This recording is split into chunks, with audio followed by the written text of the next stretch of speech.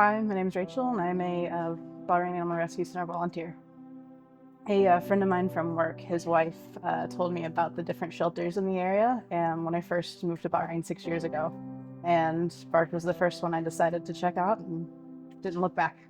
I'm Anthony Melvin. I'm a volunteer at the Bahrain Animal Rescue Centre.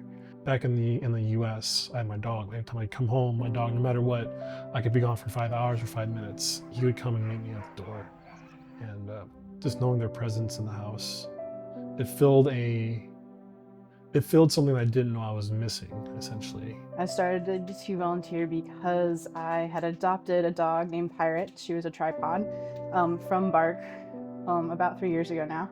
And after that, I kept following them on social media. And they were looking for people to volunteer and foster dogs that were traveling. So I ended up fostering my first dog, Apollo, and I've been fostering ever since. I'm on my 14th foster, and I come on the weekends to help walk the dogs and play with the cats. and it was just lonely here, so I wanted to fill that gap. So I decided to volunteer and take care of the dogs and help them out as much as I can, and the cats as well. Cats, they tend to be very temperamental and moody. You can sit with them and then all of a sudden they'll decide to walk away just because they're done playing with you. Whereas dogs are much more loving and want to stick around with you and play longer and always be involved in what you're doing. A particular time would probably be Satin.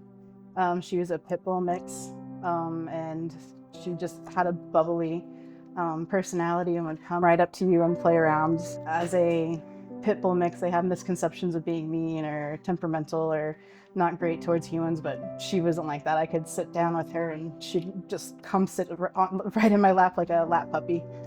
Even though she was probably 30 kg, she'd still just come sit. Ghost, he was picked up with tick fever. He was almost completely blind back in 2023, late 2023. He was treated and now has his vision back. And then Halloumi was dumped by her family early in 2024. She was just tossed out of her car in front of the shelter. So then they took her, and she was stuck out in the crate on the outside for the longest time, as we weren't sure about certain things with her. And so I took it upon myself to walk her every single day to get her out of that crate, and she really did grow in me. Just because we're an animal shelter that houses and keeps them off the streets, it doesn't mean it's a healthy long-term environment for them.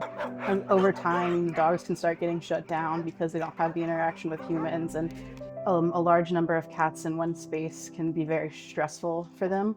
So being able to be in their own space in a home with a family is a much better environment for them. But we're always shorthanded.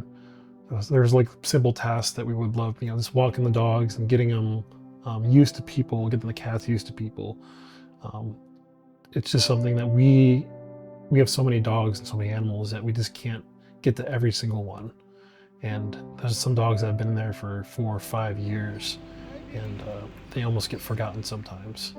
So the more hands we have, the more people who volunteer, the more we can get these guys out and try to get them out and get them a home, either here in Bahrain or overseas. They're innocent animals. People go there and they have misconceptions about the dogs. They see these movies about angry dogs and angry cats. Then you walk into the cage with them and they want nothing more than love and affection. The cats are the same way. They'll come up to you, they'll let you pet them. People are scared the first time. We've seen them multiple times. People will show up. They've never met a pet in their life, and they get all these misconceived notions from the media. But then, we see the smile on their faces when like the dog comes out and he just wants nothing. He just wants a hug, or he wants to be pet, or he just wants to be walked. The cats just walk up and they'll start purring and rubbing their tail against you. We're always looking for fosters to help normalize a dog from the shelter environment. They live in cramped quarters and conditions that aren't necessarily ideal for a dog. Fostering in a home with 1 or 2 dogs gives them a chance to essentially relax and be themselves.